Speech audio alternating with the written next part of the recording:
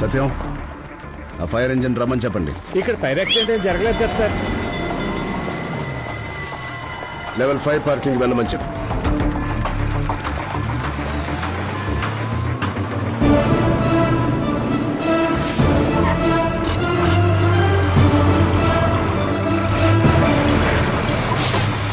Sir వెళ్ళదు. 10 ఫ్లోర్లు కట్టారు. ఎక్కడైనా ఫైర్ యాక్సిడెంట్ అయితే ఎలా ఆరుపుతారు? బిల్డింగ్ లోకి ఫైర్ ఇంజిన్ వెళ్లే ప్రొవిజన్ ఉండాలని నీకు తెలీదా?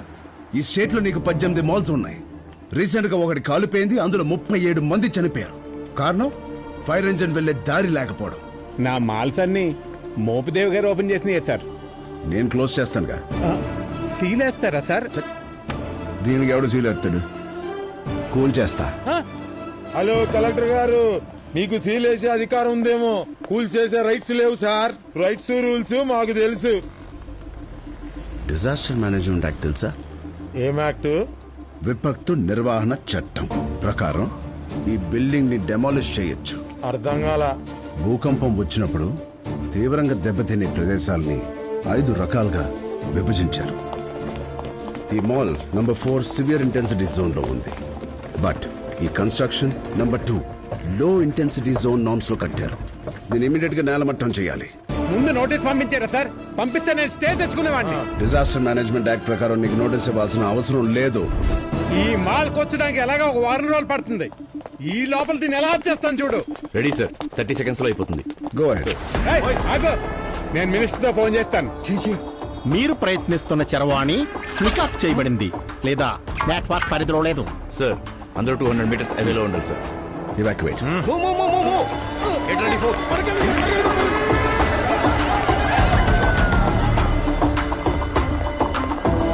Sir, all set. Go ahead. Take it off.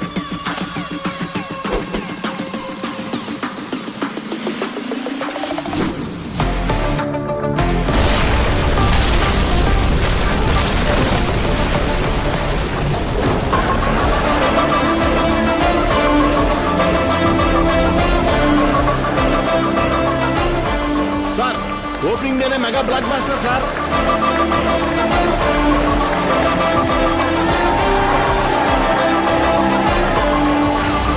ఏం చేద్దాం? మీరే ఆపుతారా లేకపోతే నేనే ప్రతి స్టాప్ వచ్చి? అయ్యో సార్ వద్దు సార్, టైర్డ్ అయిపోతారు. ఇంటికెళ్ళి రెస్ట్ తీసుకోండి సార్. సత్యం సార్ ఇలా కూడా బతిమాలతారా? బస్సు ఇతర స్టాప్ కే పోని. అయ్యో సార్ వద్దు సార్, సార్ తప్పైపోయింది సార్. సార్ ఈ 2 ఎపిసోడ్స్ తో అర్థమై ఉంటది ఈ సిరీస్ ఎంత సీరియస్ గా ఉంటుందో. ఆపేస్తారు సార్. ఆపకపోతే ఈ బస్సు ఏ క్షణమైనా మీ కాంపౌండ్ లోకి వస్తుంది.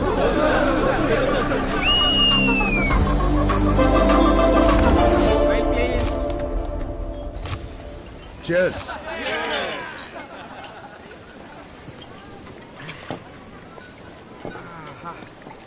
సీతను పెళ్లి చేసుకుని రాముడిలా ఉండాల్సినాడు. హనుమన్యక్షంలో ఆంజనేయుల నుంచున్నాడు. ఏంటో బాధగా ఉందన్న. ఎందుకన్నా ఎప్పుడు పెళ్లి చేసుకొని అంటుంటావు?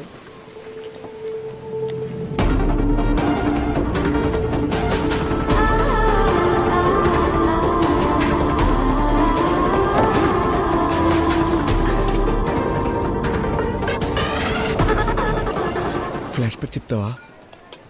వద్దా? అన్న నువ్వు చెప్పన్నా. 10 సంవత్సరాల క్రితం. అమ్మాయి పేరు